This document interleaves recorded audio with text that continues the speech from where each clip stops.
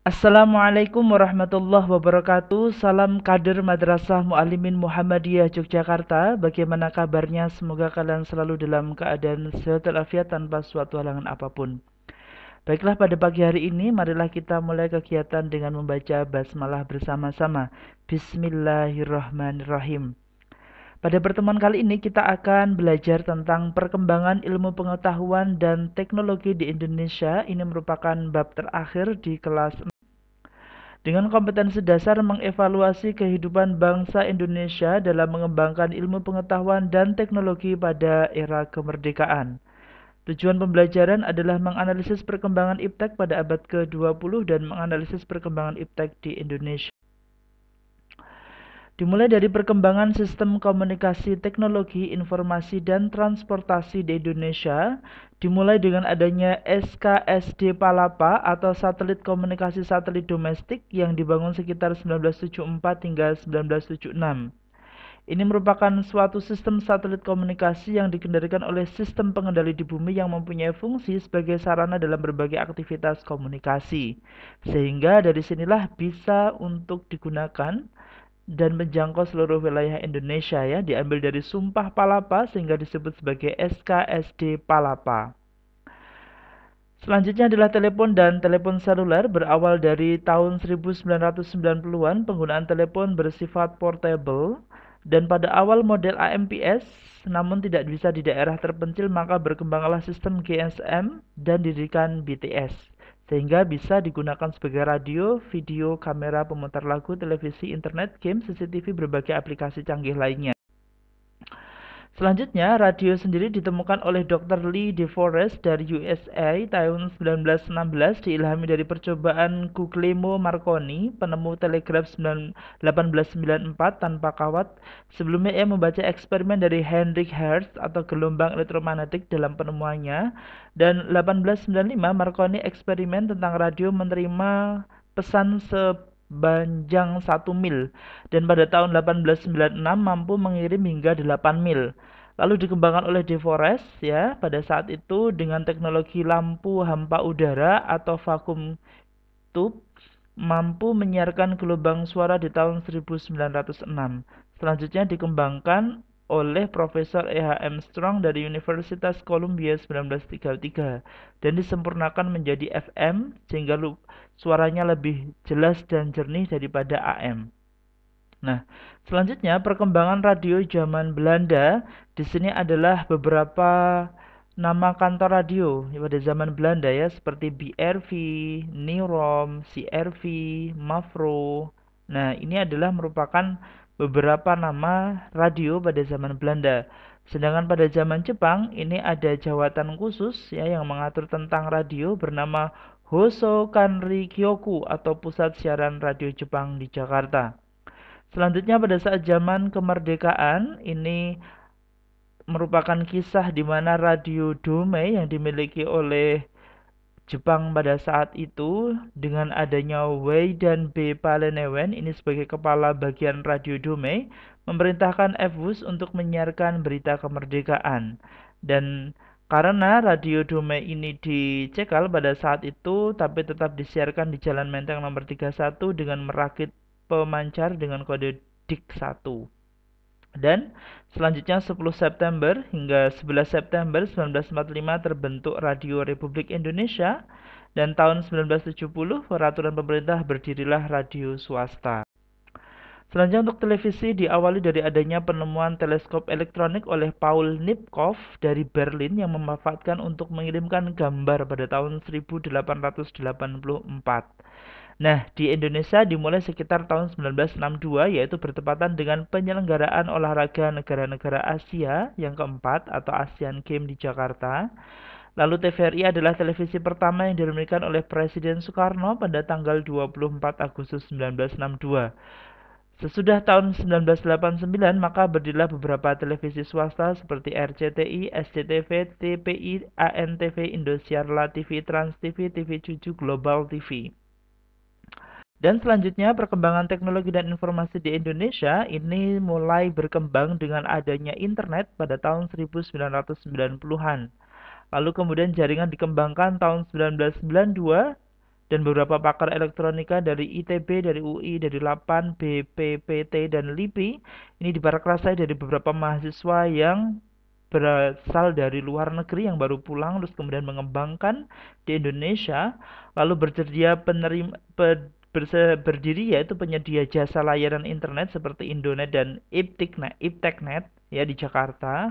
Lalu di beberapa kota-kota besar seperti Jakarta, Bandung, Surabaya, Yogyakarta berdiri warnet pada saat itu merupakan suatu hal pembaharuan ya sekitar tahun 90-an untuk mengakses internet dengan mudah dan murah.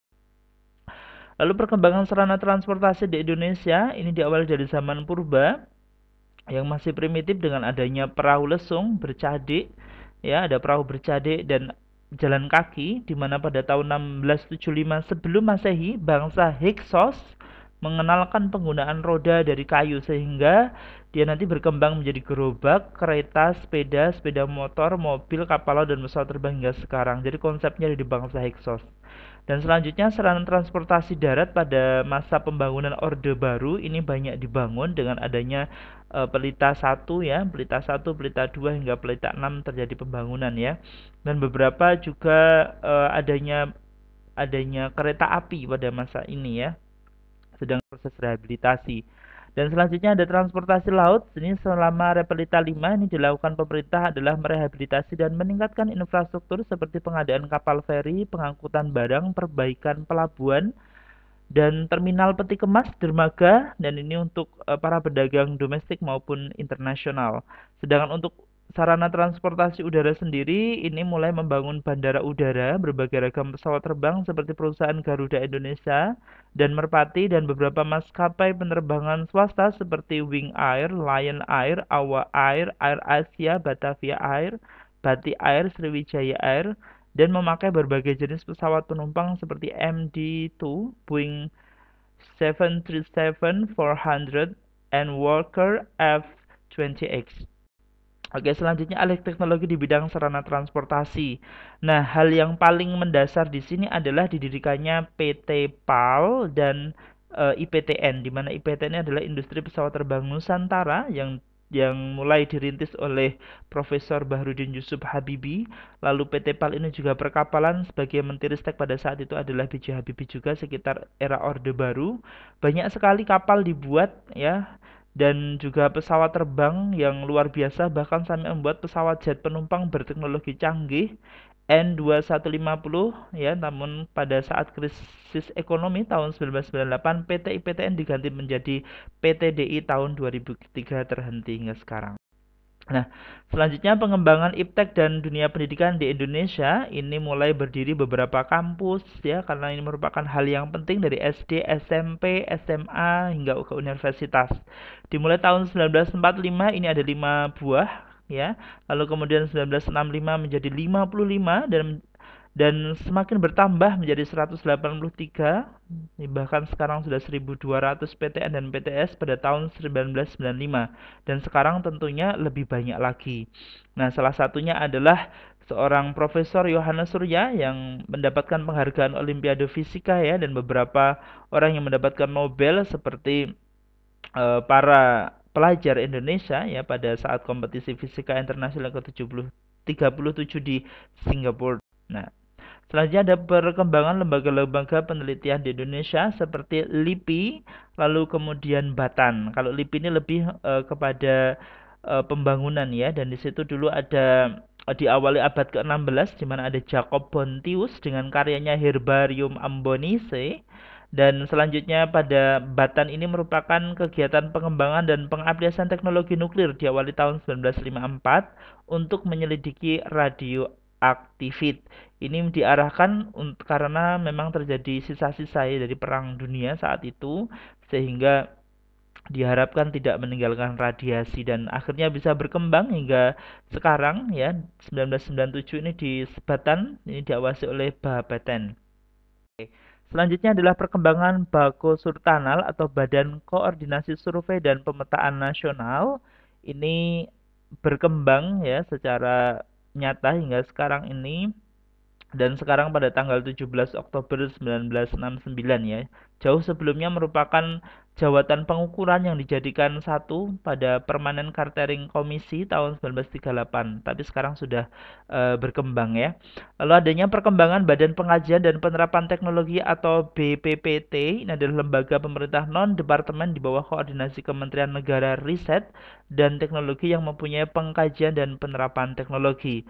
Lalu selanjutnya adalah perkembangan LAPAN, ya, ini adalah merupakan badan antariksa nasional ya, di mana tanggal 31 Mei 1962 dibentuk oleh Panitia Astronautika oleh Menteri Pertama Republik Indonesia yaitu Insinyur Juanda.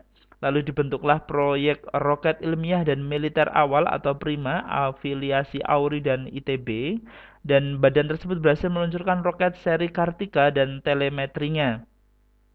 Dan Lembaga Penerbangan dan Antariksa Nasional atau LAPAN dibentuk dengan lingkupnya adalah pemanfaatan pengendaraan jauh, pemanfaatan sains atmosfer, iklim dan antariksa, teknologi kedirgantaraan, pengembangan kebijakan kedirgantaraan. Nah, selanjutnya perkembangan iptek dan industrialisasi ini dilaksanakan khususnya pada pelita 1, pelita 2, pelita 3, pelita 4, dan pelita 5, serta pelita 6. Pelita atau pelaksanaan 5 tahun ya, pembangunan 5 tahun ini pada masa Orde Baru, di mana pelita 1 ini lebih pada sektor industri yang titik beratkan pada sektor pertanian. Pelita 2 sektor industri titik diberatkan pada industri mengolah bahan mentah menjadi bahan baku. Lalu pelita ketiga ini ditekankan dari bahan baku menjadi bahan jadi, dan pelita keempat untuk menghasilkan mesin-mesin industri maupun berat dan ringan, dan pelita 5 untuk menghasilkan barang ekspor industri yang dapat menyerap banyak tenaga kerja. Lalu pelita 6 penguatan dan pendalaman dalam struktur industri didukung kemampuan teknologi yang makin kuat. Nah, sekian dari Ustadz, semoga sukses selalu. Nanti jangan lupa dilihat linknya ya pada channel yang sudah ada di bagian tugasnya ya dan di materi. Oke, sekian dari Ustadz. Mohon maaf apabila masih ada kekurangan, masih banyak salah. Dan semata-mata kalau salah memang dari kekurangan Ustadz, kalau kelebihan semata-mata dari Allah Subhanahu wa taala. Sekian dari Ustadz, sukses selalu buat kalian. Akhir kata, usikum wa nafsi bittaqwallah. Assalamualaikum warahmatullahi wabarakatuh.